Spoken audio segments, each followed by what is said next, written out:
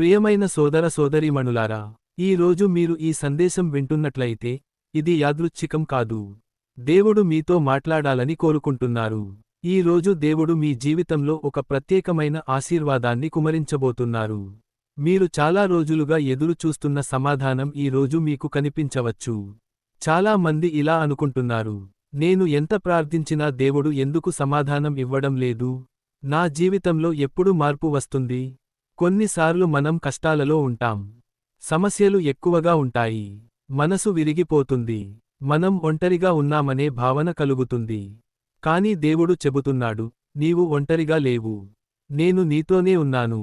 బైబిల్లో దేవుడు ఇలా అంటున్నారు, నేను మీకొరకు యోచించే ఆలోచనలు సమాధానమునకు గలవి, కీడుకి గలవి కావు, మీకు భవిష్యత్తును ఆశను ఇవ్వుటకై. దేవుడు నీ జీవితాన్ని మర్చిపోలేదు. నీవు చేసిన ప్రతి ప్రార్థన ఆయనకు తెలుసు. నీవు కార్చిన ప్రతి కన్నీరు ఆయన చూశాడు. సరైన సమయం వచ్చినప్పుడు దేవుడు నీ జీవితంలో ఆశీర్వాదాన్ని కుమరించబోతున్నారు. ఈ రోజు నమ్మకంతో చెప్పు, ప్రభువా, నా జీవితాన్ని నీ చేతుల్లో ఉంచుతున్నాను. దేవుడు ఒక తలుపు తెరిస్తే దాన్ని ఎవ్వరూ మూయలేరు. ఈ రోజు నీ జీవితంలో ఒక కొత్త తలుపు తెరుచుకునే రోజు కావచ్చు. ఒక మంచి వార్త, ఒక ఆశీర్వాదం, ఒక అద్భుతం నీ జీవితంలో కనిపించవచ్చు. అందుకే భయపడకు, నిరాశ చెందకు, దేవుని మీద నమ్మకం ఉంచు. ఈ రోజు దేవుడు నీ జీవితంలో ఒక గొప్ప పని చేయబోతున్నారు. నీవు త్వరలోనే ఆయన ఆశీర్వాదాన్ని చూస్తావు. ప్రియమైన పరలోక తండ్రి, ఈ సందేశం వింటున్న ప్రతి ఒక్కరిని ఆశీర్వదించుము.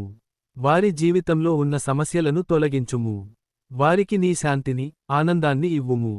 ఈ రోజు వారి జీవితంలో ఒక గొప్ప ఆశీర్వాదాన్ని కుమరించుము. నీ జీవితంలో ఉండే పరిస్థితి. చాలా మంది ఇలా అనుకుంటున్నారు, నేను ఎంతో ప్రార్థిస్తున్నాను, కానీ దేవుడు నా ప్రార్థన ఎందుకు వినడం లేదు?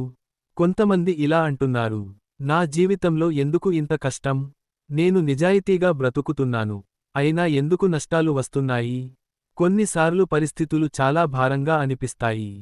కుటుంబ సమస్యలు, ఆర్థిక కష్టాలు, ఆరోగ్య సమస్యలు ఇవన్నీ మనసును బలహీనంగా చేస్తాయి. అప్పుడు మనకు ఒక ప్రశ్న వస్తుంది, దేవుడా, నువ్వు నిజంగా నా పరిస్థితిని చూస్తున్నావా? కానీ నిజం ఏమిటంటే, దేవుడు నీ పరిస్థితిని చూస్తున్నారు. నీవు పడుతున్న ప్రతి బాధను ఆయన తెలుసుకుంటున్నారు. నీవు కార్చిన ప్రతి కన్నీరు ఆయన ముందు విలువైనది. జీవితంలో ఎన్నో పరిస్థితులు మన నమ్మకాన్ని పరీక్షిస్తాయి. కొన్నిసార్లు ప్రార్థించిన వెంటనే సమాధానం రాదు. మనం ఎదురు చూస్తాం, రోజులు గడుస్తాయి, నెలలు గడుస్తాయి. అప్పుడు మన మనసులో సందేహం వస్తుంది, దేవుడు నిజంగా నా ప్రార్థన వింటున్నారా? కానీ నిజమైన నమ్మకం అంటే, పరిస్థితులు ఎలా ఉన్నా దేవుని మీద విశ్వాసం ఉంచడం. మన కళ్లకు మార్గం కనిపించకపోయినా, దేవుడు మన కోసం మార్గాన్ని సిద్ధం చేస్తున్నారు అని నమ్మడం. బైబిల్ మనకు చెబుతుంది, విశ్వాసము అనగా నిరీక్షింపబడువాటి నిశ్చయము, కనబడనివాటి సాక్ష్యము. అంటే మనం ఇప్పుడే చూడకపోయినా, దేవుడు మన జీవితంలో పని చేస్తున్నారని నమ్మడం. అదే నిజమైన విశ్వాసం. నీవు ఒక విషయానికి గుర్తుంచుకో, నీవు చేసిన ప్రతి ప్రార్థన దేవుని దగ్గరకు చేరుతుంది. నీవు కార్చిన ప్రతి కన్నీరు ఆయన గమనిస్తారు. దేవుడు ఎప్పుడూ ఆలస్యం చేయరు. ఆయన సరైన సమయానికే పని చేస్తారు. కాబట్టి ఈ రోజు నమ్మకంతో ఇలా చెప్పు, ప్రభువా, నా జీవిత పరిస్థితులు ఎలా ఉన్నా నేను నిన్నే నమ్ముతున్నాను. నా భవిష్యత్తు నీ చేతుల్లో ఉంది. నీవు దేవుని మీద నమ్మకం ఉంచినప్పుడు, ఆయన నీ జీవితంలో కొత్త తలుపులు తెరుస్తారు. నీవు ఊహించని ఆశీర్వాదాలు, అవకాశాలు, అద్భుతాలు నీ జీవితంలో కనిపిస్తాయి.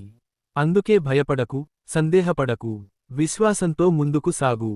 ఎందుకంటే దేవుడు నీ జీవితాన్ని ఆశీర్వదించడానికి సిద్ధంగా ఉన్నారు. సమయాల్లో మన జీవితం చాలా భారంగా అనిపిస్తుంది. మన ప్రార్థనలు దేవుని దగ్గరకు చేరడం లేదనిపిస్తుంది. కుటుంబ సమస్యలు, ఆర్థిక సమస్యలు, మనసు బాధ, ఇవి అన్నీ కలిసి మనల్ని బలహీనంగా చేస్తాయి.